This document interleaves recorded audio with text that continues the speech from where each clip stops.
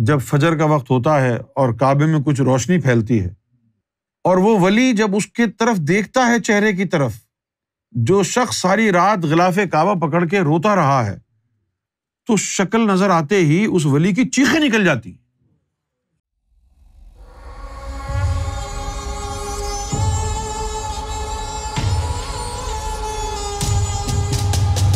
یہ جتنی بھی برگزیدہ ہستیاں ہوتی ہیں تو دنیا کے سامنے تو ان کا اظہار جو ہے بڑا جارحانہ ہوتا ہے، لیکن اپنے رب کی بارگاہ میں یہ ہمیشہ تواضع اختیار کرتے ہیں۔ بس یہ ایک نقطہ اور راز ہے جو آپ کو سینہ روشن ہونے کے بعد سمجھ میں آئے گا، تواضع اختیار کرنا۔ اب یہ تواضع کیا ہے، اس کو الفاظ میں بیان کیا نہیں جا سکتا، جتنا اس کو بیان کریں گے اتنا فتنہ پھیلے گا۔ ایک واقعہ سنا دیتا ہوں میں، جس سے آپ کو پتہ چلے کہ تواضع کیا ہوتی ہے۔ کربلا کے واقعے کو زیادہ وقت نہیں گزرا تھا، ان دنوں کا واقعہ ہے، کربلا کے واقعے کے بعد کا۔ یوں سمجھ لیں کہ 10 15 20 سال گزرے ہوں گے۔ تو ایک ولی ہوتا ہے، ایک فقیر ہوتا ہے، اہل باطن، ایک ولی، وہ مسجد الحرام خانہ کعبہ میں رات کے وقت آتا ہے۔ اب تو خانہ کعبہ بڑا جدید ہے نا، اس وقت تو اندھیرا ہوتا تھا، تو وہ رات کو خانہ خدا میں عبادت کی غرض سے رک جاتا ہے، اور رات بھر اسے رونے کی، سسکنے کی آوازیں آتی ہیں کہ ایک شخص جو ہے غلاف کعبہ کو پکڑ کے رو رہا ہے، ساری رات سے رو رہا ہے، اور رو رو کے اللہ کی بارگاہ میں مناجات کر رہا ہے اور کہہ رہا ہے کہ اے اللہ تو مجھ گناہ گار کو بخش دے، اے اللہ اگر تو مجھ گناہ گار کو نہ بخشے گا تو میرے گناہ جو ہے مجھے شرمندہ کر دیں گے دنیا کے آگے، اے اللہ اگر تو نے مجھے نہ بخشا تو میرا کیا ہوگا، اے اللہ میرے گناہوں کو بخش دے، اے اللہ مجھ پر کرم فرما دے۔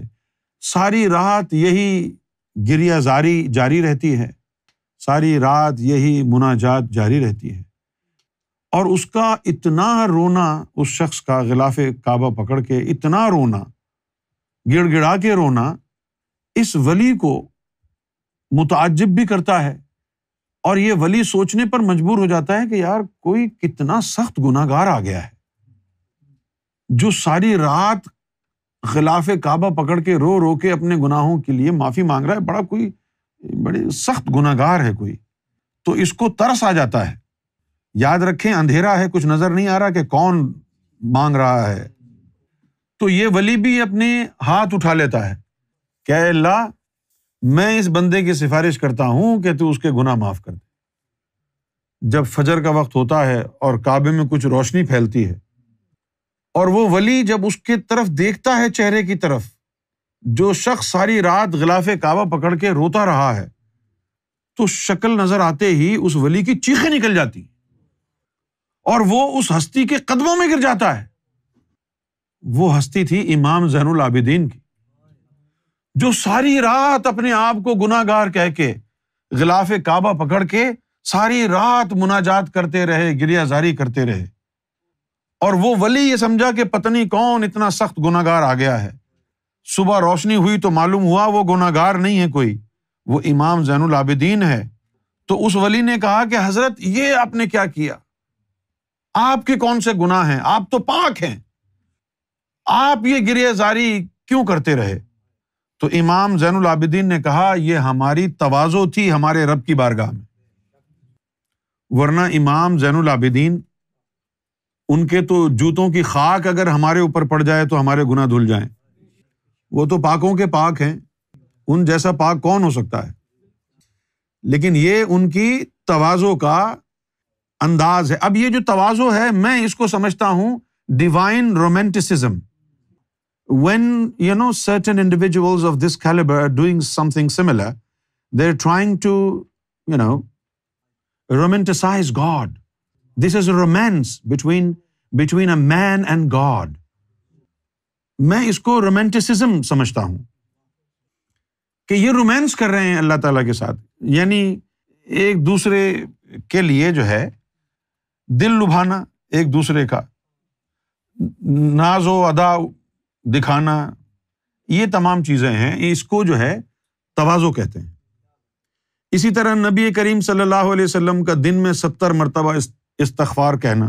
آپ کے کون سے گناہ تھے؟ تو 70، ہم لوگ کتنی دفعہ استغفار کرتے ہیں؟ جب کبھی یاد آتا ہے مہینے 2 مہینے بعد 1 آدھ دفعہ کر لیتے ہیں، وہ بھی ایسے ہی رسمن، کیونکہ ہم جینوئن گناہ گار ہیں نا۔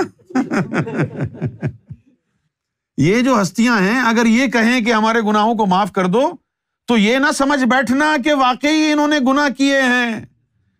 They are romancing with God, یہ اللہ تعالیٰ کے ساتھ جو ہے رومانس کر رہے ہیں۔ اس کا وہ مطلب نہیں ہے جو یہ کہہ رہے ہیں۔ امام زین العابدین اگر یہ اللہ کو کہہ رہے ہیں میرے گناہ معاف کر دو، تو یہ گناہوں کی معافی نہیں ہے، یہ اللہ تعالیٰ کے ساتھ رومانس ہے، یہ تواضع ہے۔